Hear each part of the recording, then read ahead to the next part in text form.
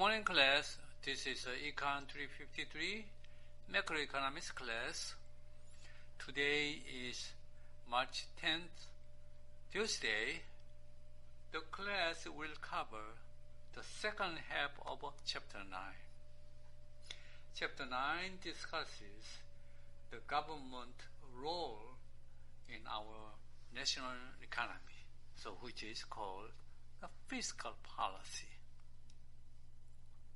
Here is the order of today's video clips. 1.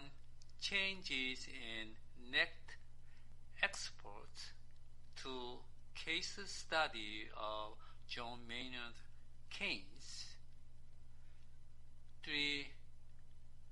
Changes in taxes. 4. Deriving the government expenditure multipliers. 5. Does Social Security need to be saved? So here are the video clips.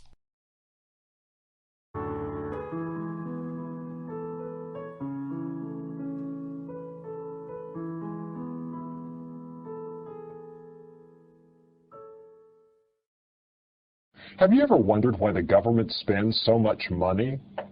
There are really two explanations. One is the government buys public goods, stuff that we wouldn't pay for on our own, like street lights and national defense and stuff like that. But the other reason is very compelling to a macroeconomist, and that is that the government spends money because spending money creates demand for goods and services, which creates jobs. And sometimes the government wants to create jobs to help the economy expand out of a slump. Consider the biggest slump in U.S. economic history, the Great Depression of the 1930s. 25% unemployment, all kinds of wasted resources sitting around without jobs, prices that actually started falling because demand was so slack. The Great Depression was a terrible period in our economic history, and out of this period came some new ideas about the way the economy worked. One British economist, John Maynard Keynes, surveyed the situation and said the Great Depression proves definitively that the ideas of the classical economists don't always apply. The classical economists were the guys behind the supply and demand curves who said that prices and wages adjust to make supply equal to demand so that markets clear and we have equilibrium. Well, here we were in this huge period of disequilibrium. That is, there was a lot of excess supply of labor, a lot of wasted resources, but wages and prices didn't fall nearly fast enough to clear the markets and solve the problem. The classical economists said, look, stand back and wait. In the long run, prices will adjust to eliminate the depression. Keynes's reply was, yeah, but in the long run, we're all dead.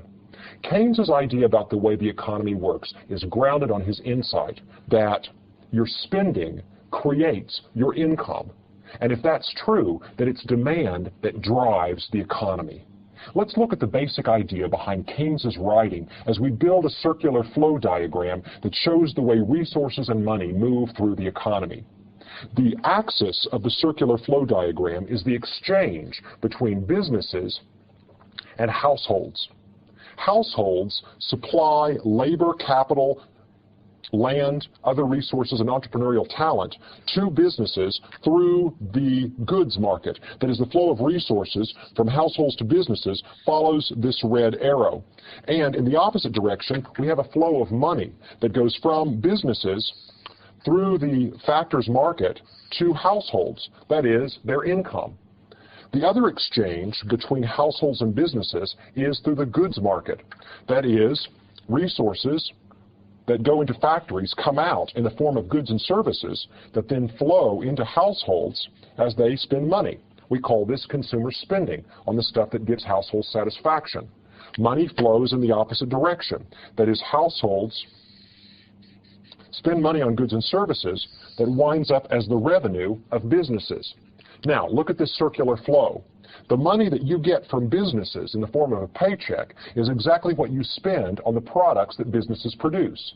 Resources flow around the wheel one direction, money flows in the other direction. And when income is equal to spending, we've got macroeconomic equilibrium, a stable outcome. Now, in Keynes's view of the world, what was happening was that people were not spending enough money. A sudden reduction in consumer spending created a disequilibrium. And here's how it worked. Suppose people were afraid of the depression. That is, they were afraid of losing their job, or they'd already lost their job and didn't know how bad things were going to get. So they started, instead of spending, saving money instead. Now, when people start saving money, that's a leakage out of the circular flow. Because they're saving, now with their given amount of income, they're spending less. Now, in the original situation, when consumers cut back their spending, stuff begins to accumulate on the shelves of the business. Their inventories pile up because they're not selling as much stuff as they've made. The response of a reasonable businessman or woman in that case is to cut back production. So what happens in that case is that the accumulation of inventories leads businesses not to hire as much labor and capital and other stuff because they don't want to make as much output because consumers aren't buying it. What begins to happen then is that income shrinks as people are laid off and factors are unemployed. Then what happens is people reduce their spending even further because they don't have as much income. And the spiral continues until we wind up with a shrinking economy, less spending and less income. In equilibrium, it always has to be true that what people are paid in income is equal to what they've spent on goods and services. So if people are saving, then the overall economy is going to be shrinking. That is, unless somebody injects that money back into the economy in the form of spending. And this was Keynes' idea about how to get out of the Great Depression. He said, what if, since people are hoarding their money and saving and not spending, what if we introduce government spending to fill the gap? That is, what if the government steps in and spends money that it doesn't have? That is, the government undertakes deficit spending. If the government undertakes deficit spending, then what happens is resources flow from the goods market into the government to compensate for the stuff that consumers aren't buying, and the government prints money and pumps it back into the goods market to compensate for what people are saving. So you see, the leakage out of the system is made up over here by government spending that pushes money back in. If consumers won't spend it, then let the government spend it instead. And that restores equilibrium with the higher amount of income, the higher amount of spending. All that has to happen is any leakage out of the system is compensated for by an injection back in. Keynes's view was you can prevent unemployment and cause the economy to expand by having the government spend equivalent to what people were trying to save. Now, savings is not the only leakage out of the economy, and government spending is not the only possible injection. In fact, other leakages include taxes. It could be that the government is imposing taxes, taking money away from people and reducing the amount they can spend on goods and services. Taxes, just like savings, constitutes a leakage out of the system. And the government is not the only entity that can spend money. Businesses can also spend money. So here we have another way of thinking about Keynes's equilibrium. In equilibrium, all of the money that is leaking out in the form of savings and taxes, that is the sum total of leakages, has to equal the sum total of injections. That is, whether it's businesses or the government that's spending the money, in equilibrium it must be true that savings and taxes is going to be equal to business spending and government spending. If we have an open economy where we allow for imports and exports, then we also have an injection from foreigners. That is, foreigners spend money on our goods and services too, which flow overseas. So Keynes's view is it doesn't matter whether businesses increase their spending, the government increases their spending, or foreigners increase their spending. In the end, it's going to be true that anytime there are injections of demand back into the system, that's going to increase income and give us a larger economy in equilibrium. So there are two ways of thinking about Keynes's view of the world. One is that income equals spending in equilibrium. And if the government or businesses or foreigners increases their spending, they're going to cause the economy to grow. Because when they spend, they create income for households, and that leads households to increase their consumption as well. The other way to think about Keynes's insight is that anything that leaks out of the economy has to be injected back in by somebody. Now, one problem with Keynes's model is Keynes holds prices constant, which makes it hard then to examine the effect of changing prices on the economy. If you're holding something constant, you can't look at how things are changing. So what we're going to do then is we're going to modify Keynes's model by asking the question, how would it change the flow of resources in our economy if the price level went up? Well, there are three effects of the price level that we could see in this model. The first is when the price level goes up, people need to hold more cash to do their shopping because price tags are demanding more cash to buy their groceries. When people try to get more cash, they go to the bank, everybody wants to get cash to do their shopping, they're going to drive up the interest rate, which is the price of money. And businesses, seeing higher interest rates, will delay their investment spending because investment spending usually relies on borrowed money. The higher the interest rate, the more it costs to borrow money, and the harder it is to get money to do business investment. The less profitable it is to pay those higher finance charges to build a new factory or to buy new equipment. So, higher prices lead to more demand for money, lead to higher interest rates, lead to less business spending, and that shrinks the economy and leads in equilibrium to less income.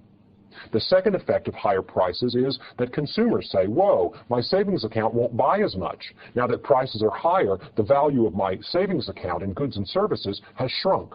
And with the shrinking purchasing power of your wealth, you buy less. So consumer spending falls when the prices are higher because of the wealth effect. The third consequence of higher prices is that foreigners won't buy your goods. They'll buy their own substitutes in other countries instead. So higher prices in your economy makes it less attractive to foreigners, and therefore your exports fall, and then your economy shrinks and output is lower. We can show the effect of prices on the economy in the aggregate demand curve. The aggregate demand curve summarizes the relationship between prices and output in equilibrium in the economy.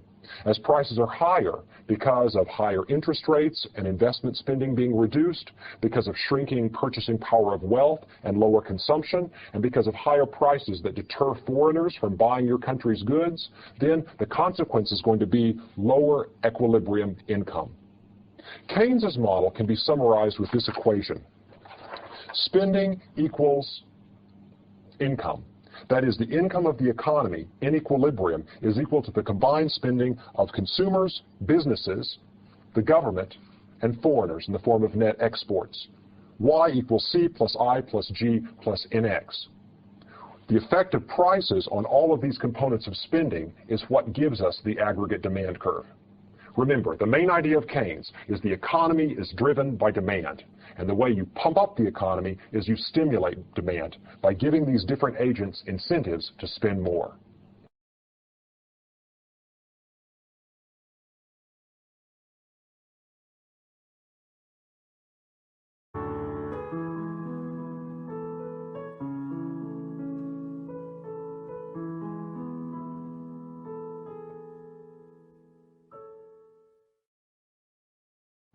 We're ready to build a model of the macroeconomy, a model that shows us how prices, output, and the money supply are related to one another.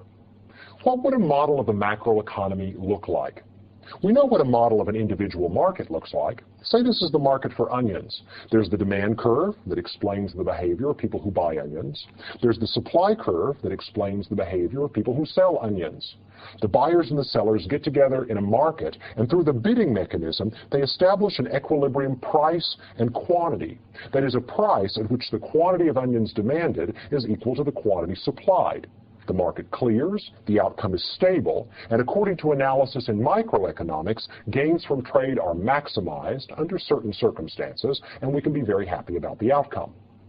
What does equilibrium look like in the market as a whole? That is the macroeconomy like the market for onions, or is it different in some fundamental way?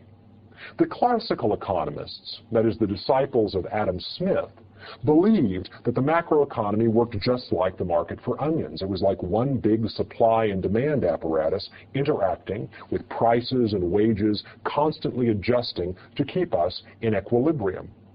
The way the classical economists saw the problem of the business cycle was as follows. That is, there's some wage that's established, and you can think of the wage as the price of labor. And at the going wage, there's a demand for labor, which represents the behavior of businesses. And there's a supply of labor, which represents the behavior of households. And if the wage is above the equilibrium wage, then what you wind up with is a larger quantity of labor supplied than the quantity demanded. And we call that excess supply of labor unemployment. Now, according to the classical economists, this period of unemployment is going to set in motion a bidding mechanism. That is, the workers who can't find employment at this wage will be willing to work for a slightly lower wage, and a bidding mechanism will kick in. Meanwhile, over here, as the wage begins to drop through this adjustment process, some businesses decide they want to hire labor that they weren't previously planning to hire.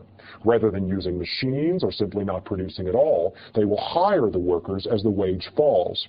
As the quantity demanded increases and the quantity of labor supplied decreases, we head for the point where quantity supplied and quantity demanded are equal. That is, the wage adjusts downward to eliminate unemployment. In the classical view of the world, unemployment was a disequilibrium phenomenon that would signal wages to drop, and as wages fall, unemployment would be resolved automatically, kind of like the way any excess supply is resolved in any well-functioning market.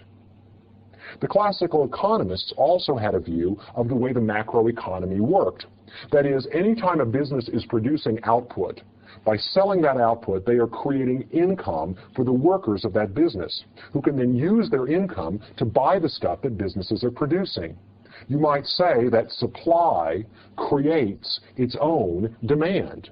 In fact, Jean-Baptiste Say said exactly this. This is Say's law, a kind of idea about equilibrium in the macroeconomy.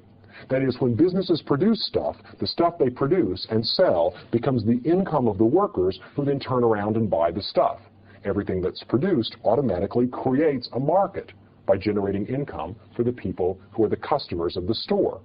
So if you take Say's law and you take the classical view of the way prices adjust to give us equilibrium, you can be pretty optimistic that the macroeconomy is going to adjust to a period of stability.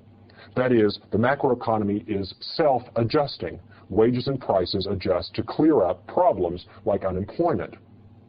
Well, the classical view of the world was threatened and eventually laid waste to by the most important economic news of the first half of the 20th century, and that was the Great Depression. Here we have 10 years in the 1930s where output falls by about 40%, and unemployment hovers around 25% for many years, and wages don't adjust to resolve the problem. That is, wages simply don't fall. Now, why don't wages fall? There's several explanations. Employers may decide to pay their workers a very high wage to motivate them out of fear of losing their job.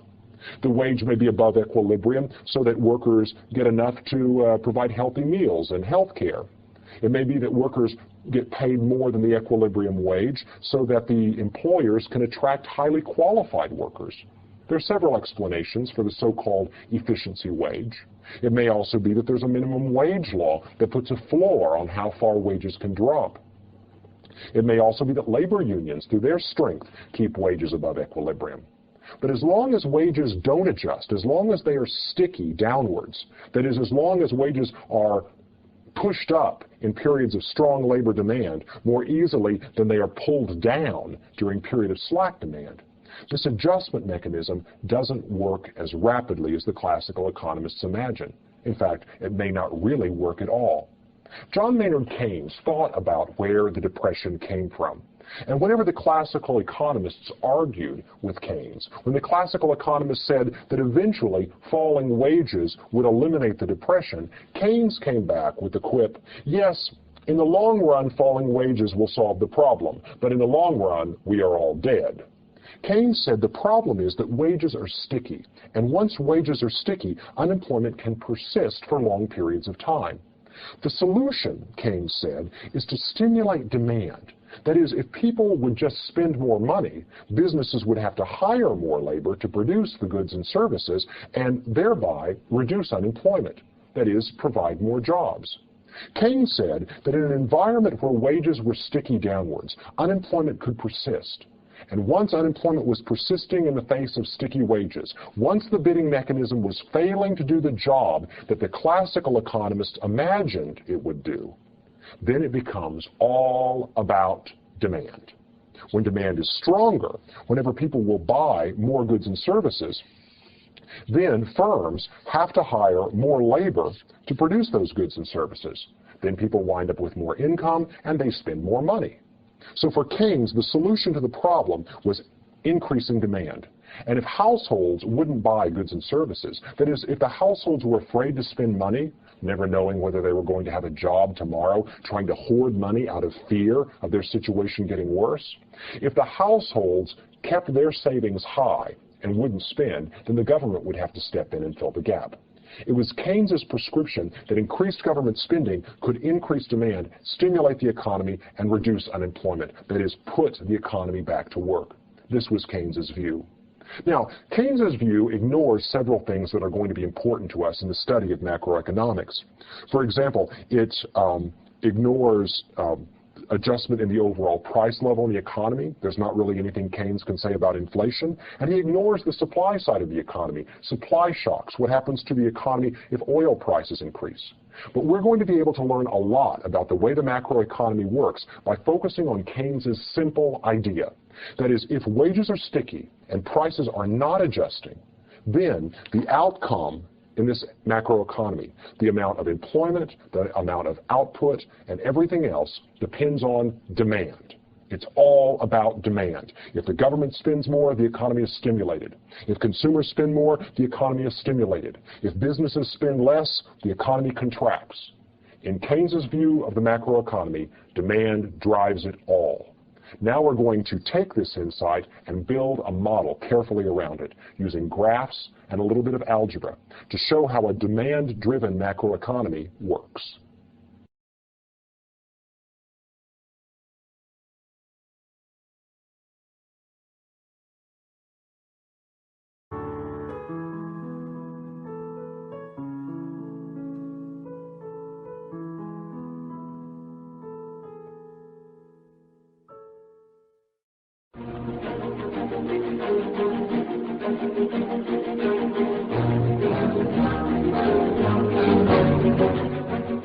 "70 years ago, the world economy was mired in a deep depression, and the question in the minds of policymakers and academics alike was, why doesn't this situation correct itself? The classical economists had taught the faith that wages and prices would adjust to restore the equilibrium between supply and demand. And if there was a lot of slack demand for labor, then wages would fall until businesses wanted to hire the workers and unemployment was reduced.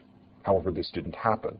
Wages and prices didn't fall in the 1930s by very much, and instead there were unemployment rates of 25% and higher in some countries of the world. Enter John Maynard Keynes, an economist with an original idea. John Maynard Keynes was trained in mathematics and became an economic professor at Cambridge University in England. His original idea was that if wages and prices are fixed or sticky because of some other problems with adjustment in the economy, then what would happen in a period of slack demand would be unemployment, depression, and the misery that the world was witnessing in the 1930s.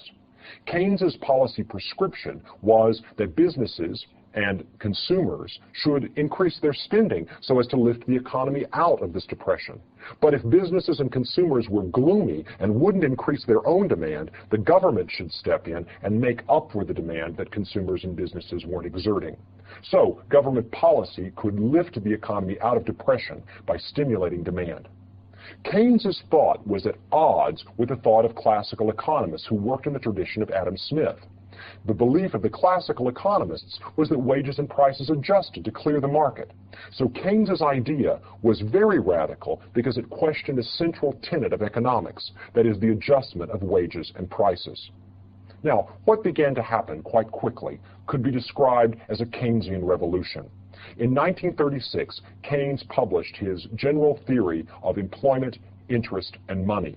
In it, he laid out the ideas of demand driving the economy in a situation where prices and wages were sticky. Keynes died in 1946, shortly before his ideas had achieved general worldwide currency. Academics in the late 40s and 1950s came to agree that Keynes understood the economy correctly, and they had the evidence of the 1930s and 40s to back them up. That is, the New Deal spending in the United States under the Roosevelt administration did wonders for the economy, but not as much wonder as World War II did. When the economy geared up for wartime production, people were put back to work, and the increase in income led to an increase in consumption and vigorous economic health. By the 1950s, academics understood that Keynes's ideas had merit, and by the 1960s, they had thoroughly infiltrated governments around the world. Fiscal policy was understood to be a great way to stimulate your economy out of a recession and to slow your economy down when it was booming too vigorously. By the 1960s, economists and government policymakers could say, "We are all Keynesians now." Keynes's view had come to dominate the economic scene. The 1970s, however, put Keynes's thought on bad times. We observed in the 1970s high oil prices at the same time that the economy slipped into recession. That is, the efforts of the government to stimulate the economy through increased government spending seemed to lead only to inflation and not to increases in employment and output. So the 1970s tested faith in Keynes's theories. In the 1980s, however, economists came to reformulate Keynes's ideas, putting them on sure microeconomic foundations. That is, many of the reasons for which wages and prices were presumed to be sticky were re-examined and made more sophisticated. And in light of these new theories, Keynes's ideas were rehabilitated and restored to popularity. In the 1990s, and as we enter the 21st century, there is a whole group of people who trace their economic roots to John Maynard Keynes. The new Keynesians look for ways of explaining why wages and prices might be sticky and why demand does indeed drive the economy. Keynes was an enigmatic personality and someone who was obviously greatly respected by his students and quite influential at the highest levels of government. He was someone who believed in the power of ideas. One of his most famous quotations is this: "The ideas of economists and political philosophers, both when they are right and when they are wrong, are more powerful than is commonly understood. Indeed, the world is ruled by little else. Practical men who believe themselves to be quite exempt from any intellectual influences are usually the slaves of some defunct economist. Madmen in authority who hear voices in the air are distilling their frenzy from some academic scribbler of a few years back. Sooner or later, it is ideas, not vested interests, which are dangerous for good or evil." Keynes's ideas are very much with us today, and in fact, they are still in dialogue with the classical economists whose own ideas have been made more sophisticated. This is what the excitement in macroeconomics is all about. Keynes, who can rightfully be called the father of modern macroeconomics, founded macroeconomics on a radical idea that was at odds with the classical economists. The classical economists have come back with their own formulation of why the Great Depression happened and how government policy may or may not be able to help. The debate between the Keynesians and the monetarists keeps changing forms as both sides make their arguments more sophisticated and more rigorous. But it is Keynes's influence that is still felt in economics today, because his original idea changed the way people thought about what caused depressions and how to get out of them.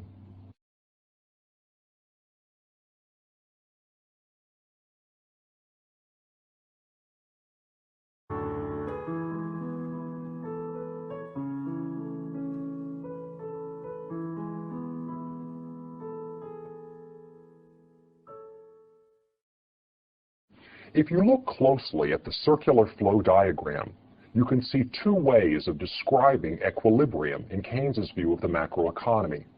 One view says that spending has to equal income. That is, what flows around the outside of the circle on top has to come back on the bottom. Another view says that anything that leaks out of the circular flow has to be injected back in at some point. That is, all of the money that households don't spend on goods and services, what they save by putting in the bank or a mutual fund, what they pay in taxes, sending to the government, has to flow back in Because when their demand is reduced, demand has to increase somewhere else to compensate. Either businesses buying goods and services with the money that households have lent to banks, or the government buying goods and services with the tax funds that households have paid. Let's now add one more set of players to the circular flow before we take a final look at the equivalence of the income approach and the savings approach to describing macroeconomic equilibrium. The last set of players that we're going to add is the rest of the world, that is, people outside of the U.S. economy. In this case, the rest of the world represents the movement from a closed economy to an open economy. That is, once we're including the behavior of foreigners now, we're talking about the place of this particular economy in the rest of the world. And here's how foreigners enter the picture. Foreigners buy stuff from our economy. We call that our exports, the goods and services we send abroad. We also buy stuff from foreign countries. We call that our imports, the goods that we purchase that are shipped to us from abroad. Now, the difference between our exports, that is, what we sell to foreigners, and our imports, what we buy from foreigners, is called our net exports. And our net exports is a flow of goods and services to the abroad. We call this an injection into the circular flow because it is demand that is injected back into the system when foreigners want to buy our stuff. Now, net exports, the relationship between the amount of goods that we're able to sell to foreigners and what we buy from them depends on several factors. First of all, it depends on preferences. When people in the domestic economy decide they like foreign goods, they'll import more of them. When foreigners decide they want more of our products, then we'll be able to export more. Next, it depends on income. When income increases in our domestic economy, we're going to spend part of that on exports. And net exports can shrink when our economy is booming because our import bill will rise. A third factor is trade barriers, tariffs, quotas, and other government-negotiated restrictions on trade. When those occur, it may be difficult for us to export, or when our own government imposes tariffs, it's harder for us to import goods. A fourth factor is the exchange rate. Whenever the value of the U.S. dollar changes relative to the value of the German mark, people in both economies will adjust their behavior. When the dollar becomes relatively strong or expensive, then Germans are less inclined to buy goods from the United States because they're more expensive measured in terms of German marks, their home country currency. On the other hand, Americans are very excited because German imports now look like a bargain. So these four factors influence the volume of net exports. Now that we've got the circular flow diagram complete then, let's look at an algebraic representation of the equivalence between the two approaches to equilibrium. That is, let's start with the spending equals income condition and use an identity about income to derive the savings explanation for equilibrium. Watch, here's how we'll do it. Let's start with this equation. Y equals C plus S plus T. You've seen this before. This is the description of what households can do with their income. All of the income that you get winds up in one of three places. Either you spend it on goods and services, you put it in the bank or a mutual fund or buy stocks and bonds with it, that is, you save, and finally, you pay taxes to the government. These two components are a leakage. These are a leakage out of the circular flow. This is household demand. This is the thing that creates jobs and business activity. So, we start then with an algebraic representation of the equilibrium condition. Income equals aggregate expenditure. That is, the income in the economy is equal to what consumers, businesses, the government, and foreigners are spending on the output of factories. Now, since this income and this income are the same thing, we can set this equation equal to this one, as I've done here below. And if I cancel the C from both sides, I can rearrange this expression by moving government expenditure over to the left-hand side and net exports over to the left-hand side. Now look what I've got. I've got a statement about macroeconomic equilibrium in terms of leakages and injections, or in terms of savings and investment. It's the same thing to say that income equals expenditure and to say that savings equals investment. Those are mathematically equivalent statements that represent macroeconomic equilibrium. Look at the intuition. Businesses borrow money to buy factories, plant, equipment, spend on research and development and things like that. All this business spending comes out of money that people have lent to businesses so that they can undertake business activity. But where does that savings come from? It comes from three sources. It comes from households, which we represent by S. This is the money that households are not spending on goods and services or paying in taxes. It comes from the government. See, if the government takes more in revenue than it spends on goods and services, then the government runs a budget surplus. And the government budget surplus is a form of savings. This is money the government is saving, and it's available to be lent to businesses. Finally, there is what we call our trade deficit. And our trade deficit is the amount by which our imports exceed our exports. Notice here I've got net exports with a negative sign. This is now net imports, the amount by which we are buying more from foreigners than we are selling to them. Now, how are we able to buy more from foreigners?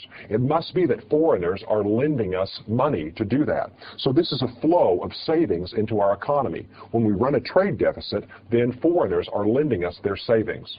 The combination of household savings, government savings, and the savings that foreigners have lent us totals to the amount of money that businesses are borrowing to build plant and equipment and expand their activities.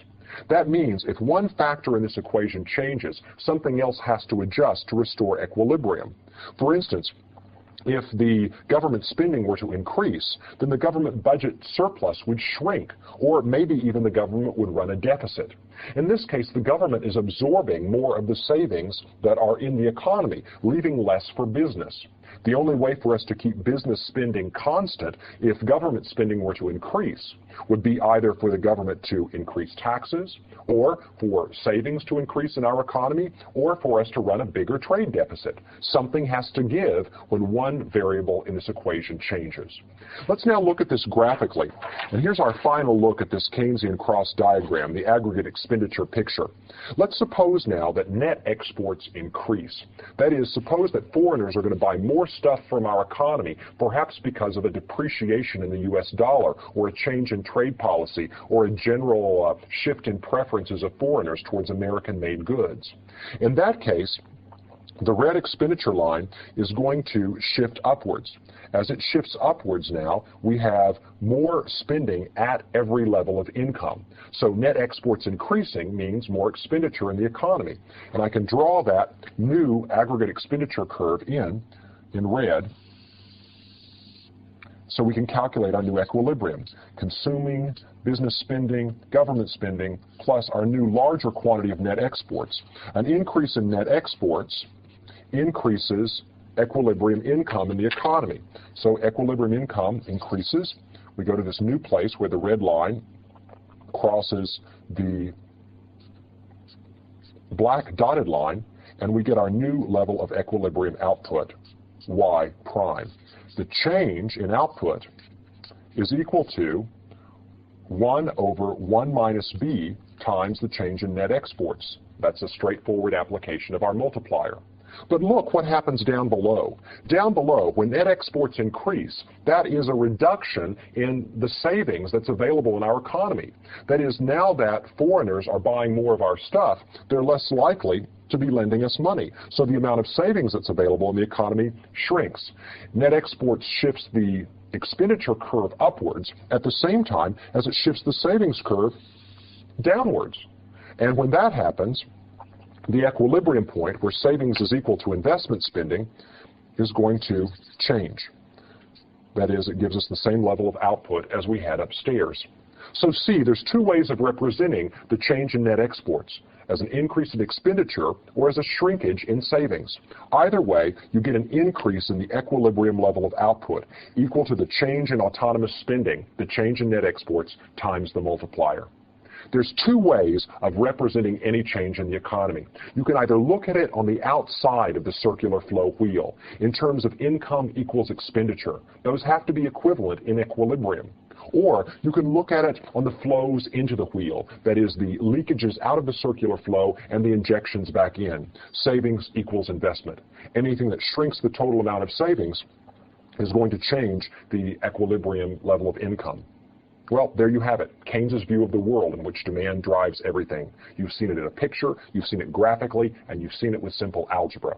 Now you can apply it to explain how changes in the economic environment change output, and with it, employment.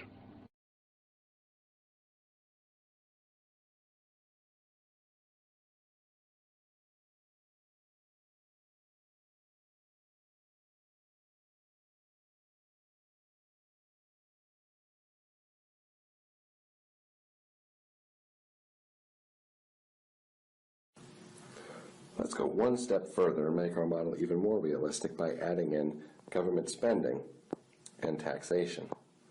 And what we'll see is we'll get fiscal multipliers when we add in government spending to our planned expenditures, including the government, which will be C plus I plus G. So government spending directly goes into planned expenditures, and let's assume that government expenditures looks just like investment. In other words, it's not sensitive to changes in income, so it's a constant. What this means is our vertical intercept is just going to be a little higher, where it's going to be autonomous consumption plus investment plus government expenditures, and the slope will be equal to the marginal propensity to consume. Now once we put taxes in, we're going to get a different slope. So here we've got the effect of an increase in government expenditures.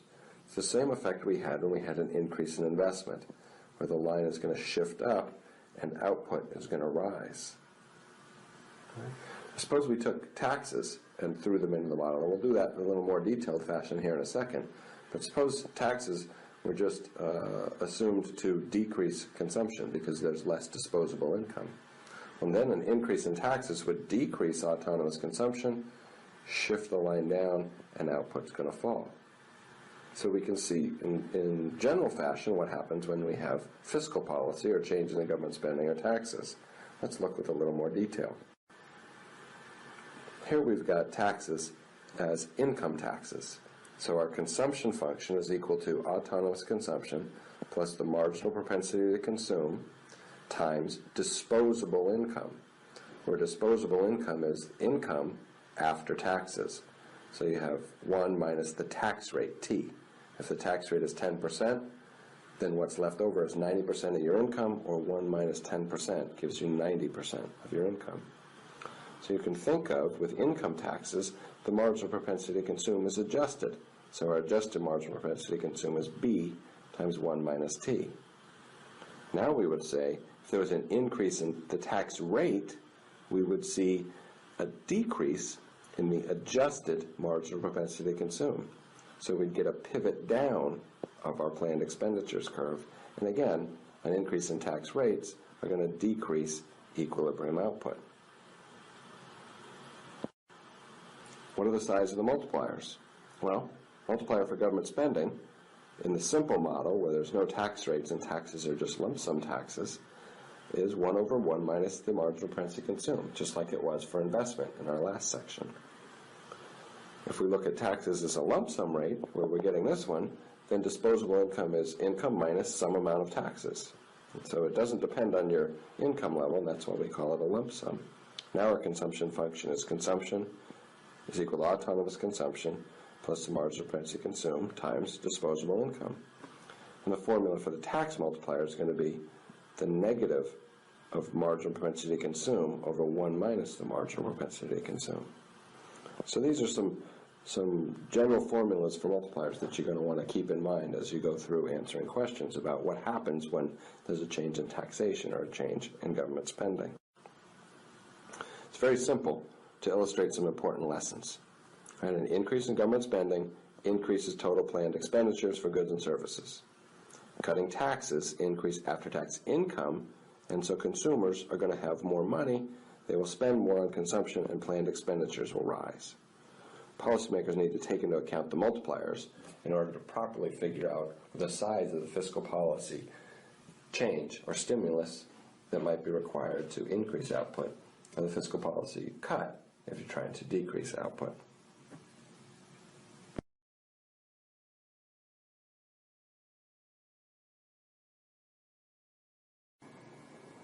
Now that we've talked about fiscal policy and stabilization policy, and we understand that we're talking about government spending and government taxes, let's look at what we call the federal budget, which combines federal spending and federal taxes. How much are we looking at? Well, If we look at federal spending for the fiscal year of 2011, total outlays, or total spending, was $3.5 trillion. Well, that's a lot of money. How much of it, how large is that? Well, that's about 25% of GDP. Now let's break down the different portions of total outlays. We can look at discretionary spending, which is spending we have some control over on a year-to-year basis at the congressional level and the presidential level, $1.3 trillion, and what we call entitlements and mandatory spending of $2 trillion. This is made up of Social Security, Medicare and Medicaid, and then other programs of about $466 billion. Now there's net interest that is paid on the federal debt of $227 billion. So you can see we spend quite a bit of money. The majority of it is on entitlement or mandatory spending. And this becomes very important when we talk about changes in the federal spending. We have discretionary spending, which is spending that Congress authorizes on an annual basis, and entitlement or mandatory spending, which has been authorized by prior law. It's much easier to change discretionary spending on any given annual basis. So if we're trying to decrease our deficit, which is the difference between federal spending and federal revenues, most of its impact is going to be here in discretionary spending. Now, what are the entitlement programs? Well, a large portion of it are Social Security, Medicare, and Medicaid. Social Security is a federal government program to provide retirement support and a host of other benefits. Medicare is federal government health program. Medicaid is federal and state government health programs. Where does the money come from? Well, we can see that in fiscal year 2011, receipts, or total revenue, was $2.3 billion, or 15% of GDP. So we can see right off the bat, in 2011, we had a deficit, where the deficit was the difference between outlays, or spending, and revenue.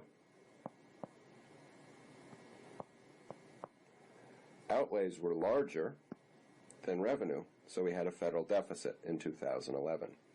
But where does the revenue come from? At the federal level, about $1 trillion in individual income tax, $819 in social insurance taxes, $181 billion in corporate taxes, and then $211 in estate, excise, and others. Right? So we have quite a bit of money being spent. Our outlays are very large, and total revenue is $2.3 billion. This gives you some idea of the size of things when we're talking about fiscal policy.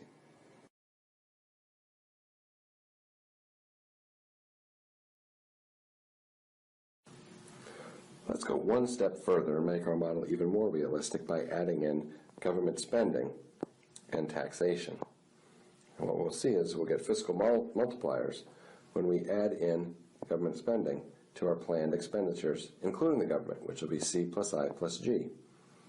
So government spending directly goes into planned expenditures, and let's assume that government expenditures looks just like investment. In other words, it's not sensitive to changes in income, so it's a constant.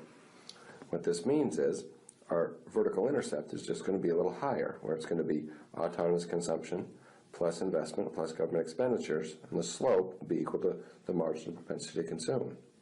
Now once we put taxes in, we're going to get a different slope. So here we've got the effect of an increase in government expenditures. It's the same effect we had when we had an increase in investment, where the line is going to shift up and output is going to rise. Suppose we took taxes and threw them into the model, and we'll do that in a little more detailed fashion here in a second. But suppose taxes were just assumed to decrease consumption because there's less disposable income. And then an increase in taxes would decrease autonomous consumption, shift the line down, and output's going to fall. So we can see in general fashion what happens when we have fiscal policy or change in the government spending or taxes. Let's look with a little more detail. Here we've got taxes as income taxes. So our consumption function is equal to autonomous consumption plus the marginal propensity to consume times disposable income, where disposable income is income after taxes. So you have 1 minus the tax rate, T. If the tax rate is 10%, then what's left over is 90% of your income, or 1 minus 10% gives you 90% of your income. So you can think of, with income taxes, the marginal propensity to consume is adjusted. So our adjusted marginal propensity to consume is B times 1 minus T. Now we would say, if there was an increase in the tax rate, we would see a decrease in the adjusted marginal propensity to consume. So we'd get a pivot down of our planned expenditures curve. And again, an increase in tax rates are going to decrease equilibrium output. What are the size of the multipliers? Well, multiplier for government spending, in the simple model, where there's no tax rates and taxes are just lump sum taxes, is 1 over 1 minus the marginal propensity to consume, just like it was for investment in our last section. If we look at taxes as a lump sum rate, where we're getting this one, then disposable income is income minus some amount of taxes. And so it doesn't depend on your income level, and that's why we call it a lump sum. Now our consumption function is consumption is equal to autonomous consumption plus the marginal propensity to consume times disposable income. And the formula for the tax multiplier is going to be the negative of marginal propensity to consume over 1 minus the marginal propensity to consume. So these are some general formulas for multipliers that you're going to want to keep in mind as you go through answering questions about what happens when there's a change in taxation or a change in government spending. It's very simple to illustrate some important lessons. And an increase in government spending increases total planned expenditures for goods and services. Cutting taxes increase after-tax income, and so consumers are going to have more money, they will spend more on consumption, and planned expenditures will rise. Policymakers need to take into account the multipliers in order to properly figure out the size of the fiscal policy change or stimulus that might be required to increase output, or the fiscal policy cut if you're trying to decrease output.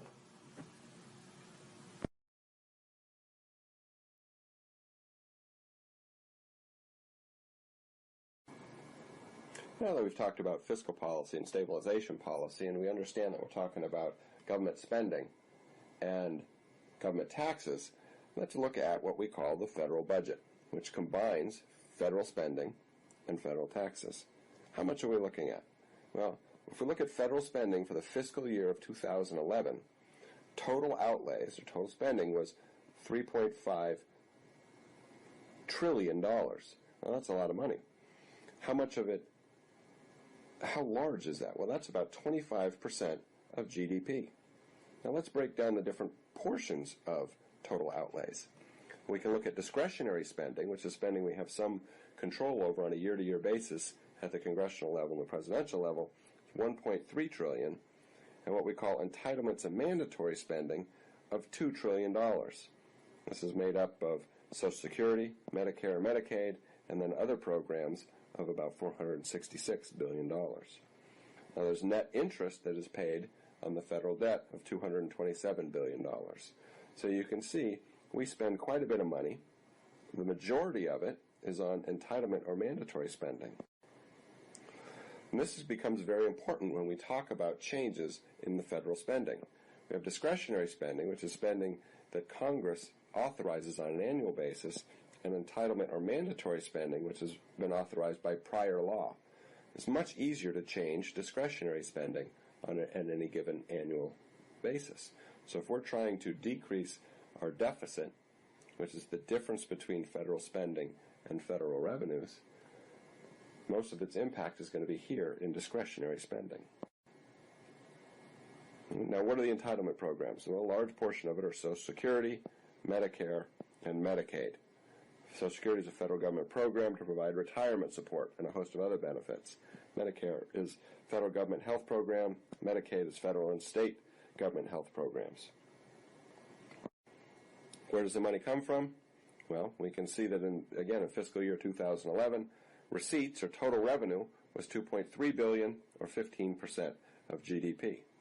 So we can see right off the bat, in 2011, we had a deficit, where the deficit was the difference between outlays, or spending,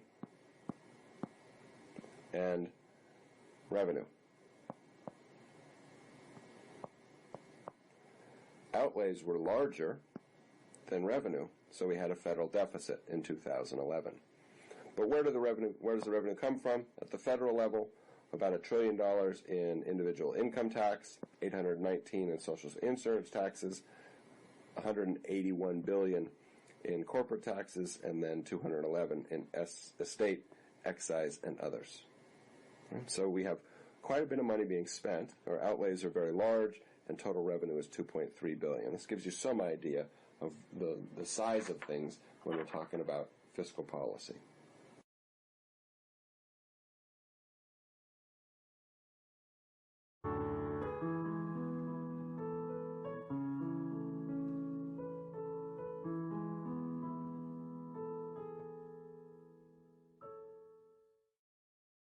The last topic in this series is fiscal stimulus. Fiscal stimulus is defined as the use of fiscal policy to increase production and employment. This policy aims to shift the aggregate demand curve by changing government spending or taxes. However, as we saw in the previous video, changes in the tax rate affects the supply side as well. There are two types of fiscal policy: automatic and discretionary. Automatic fiscal policy involves no government action. There are already measures in place which stabilize the economy's fluctuations. We'll get into more detail on that in the next slide.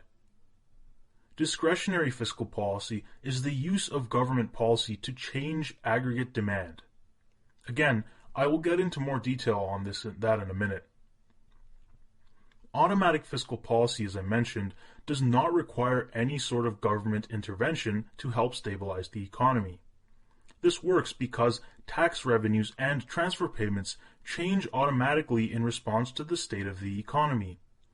Tax laws specify percentage amounts of income that need to be paid as tax and not dollar values. The actual dollar value of tax paid depends on a person's income. Since income varies with real GDP, tax revenue varies with real GDP as well. During an expansion, people's incomes increase, thus they pay more taxes.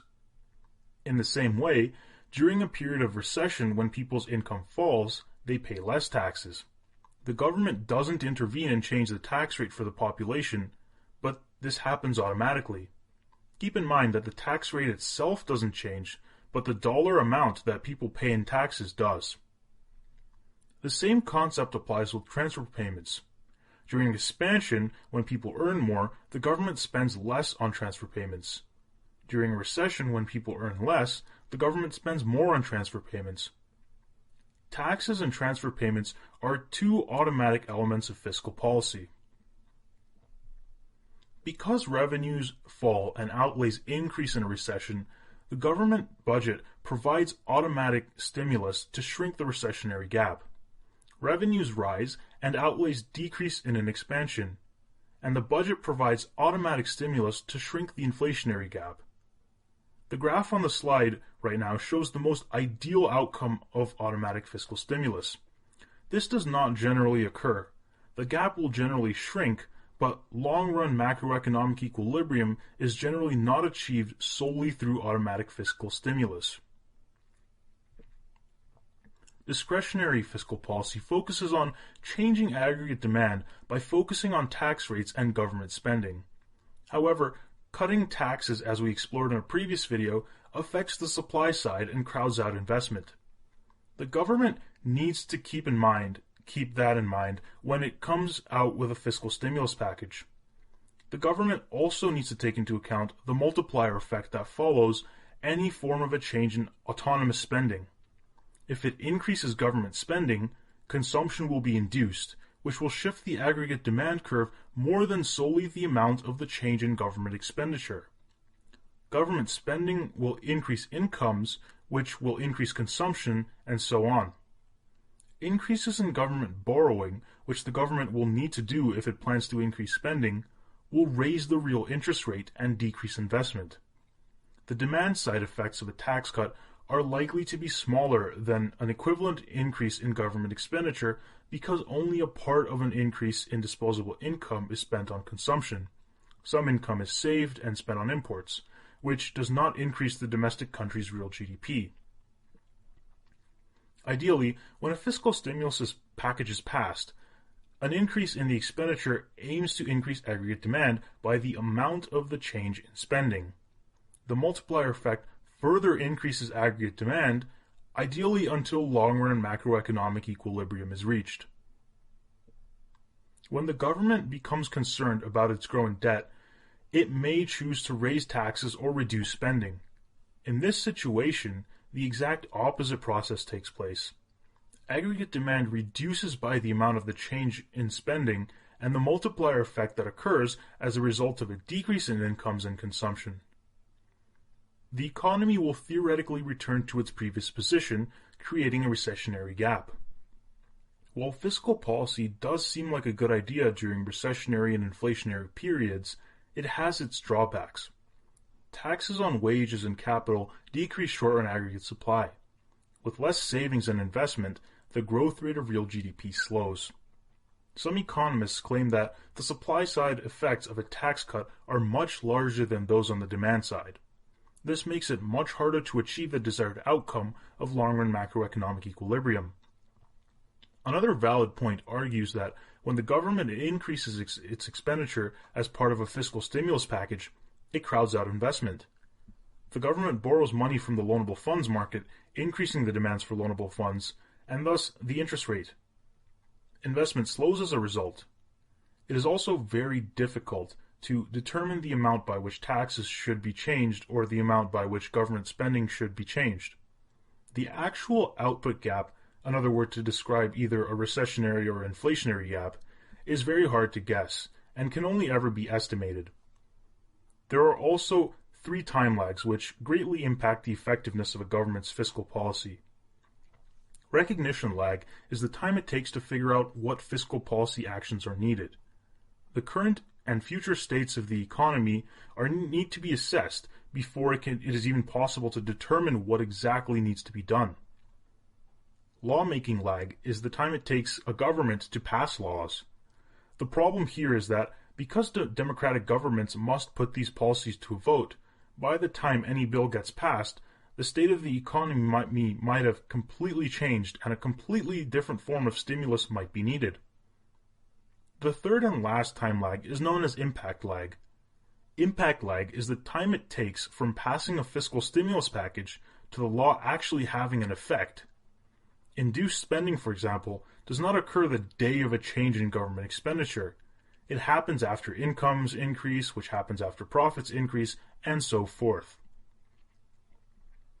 That was the lecture on fiscal policy.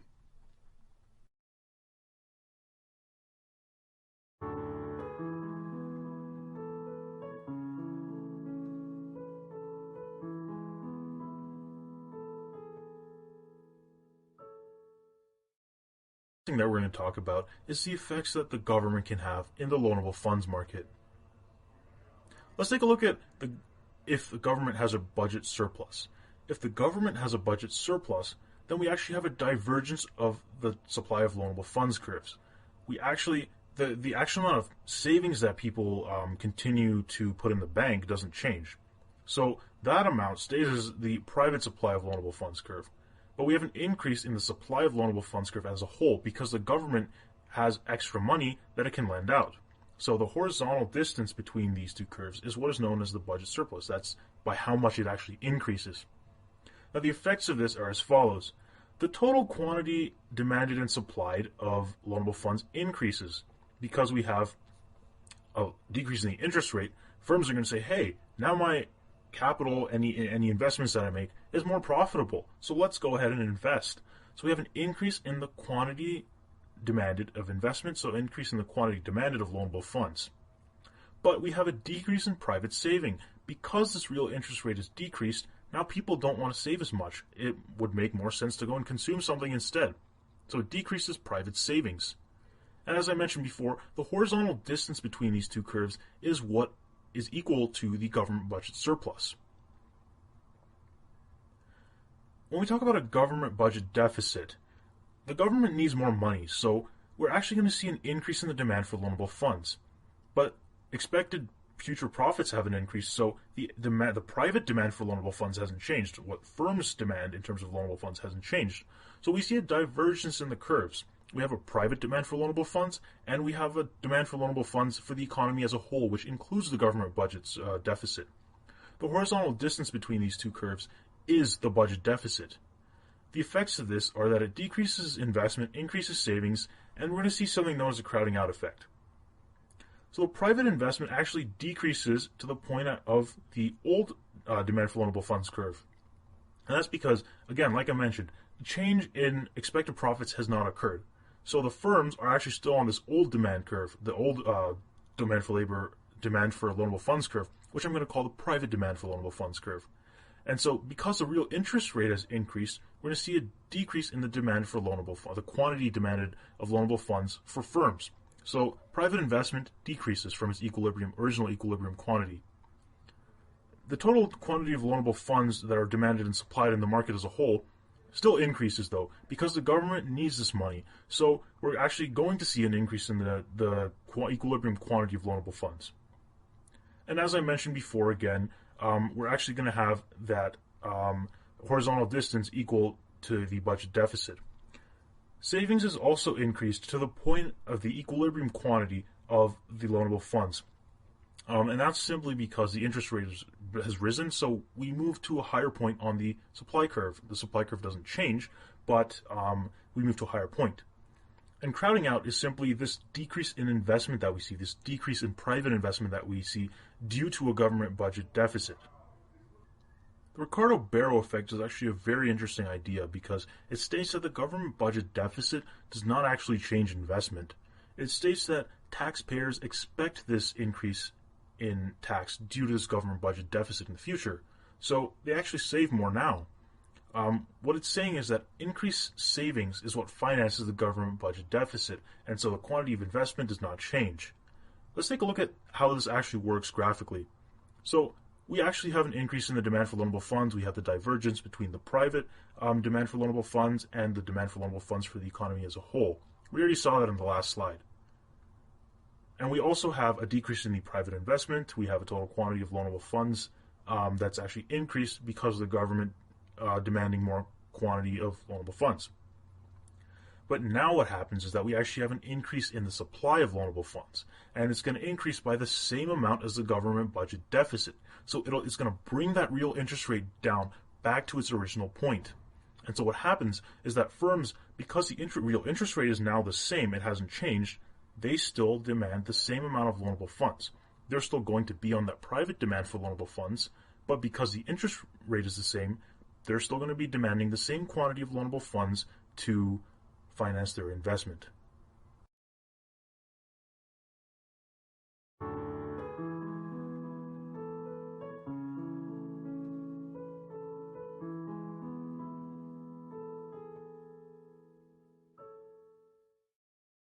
In this lecture, we're going to be talking about fiscal policy. The syllabus includes describing the different aspects of the government budget, potential effects on the supply side of using fiscal policy, and the general effects that fiscal stimulus used by the government can have on the economy. Let's start off by talking about the government budget. The government or federal budget is the annual statement of the outlays and revenues of that government. Outlays is another word for the expenditure that the government undertakes. Fiscal policy is the use of some of the federal budget to achieve macroeconomic objectives such as sustained economic growth. The government spends a part of its budget to improve the state of the economy. Outlays, as I mentioned, are the expenses that the government undertakes. These include expenses on transfer payments, general government expenditure on goods and services, and paying off debt interest on borrowed money. The largest of these is transfer payments, which entails welfare payments, subsidies, grants, international aid, and dues to the United Nations. The government generally earns its revenue from personal and corporate income taxes, indirect taxes, most commonly sales tax, and investment income. The government's largest source of revenue is personal income taxes paid by the entire population. The budget balance is equal to the government's revenues minus its outlays. If the budget balance is positive, then we refer to it as a budget surplus because the government has earned more money than it has spent. If the budget balance is negative, then the government has spent more money than it has earned, so it is referred to as a budget deficit. A balanced budget arises when the government has spent exactly the same amount of money as it has earned, which would mean that the budget balance would equal to zero. Government debt is the total amount of government borrowing. This includes past loans. We can calculate government debt by adding up all the previous year's deficits, and from that number, taking away all the previous year's surpluses. This will give us the total government debt. Intuitively, if a government runs a deficit in one year, then it is increasing its debt. If it has spent more than it has collected in that year, so its debt grows.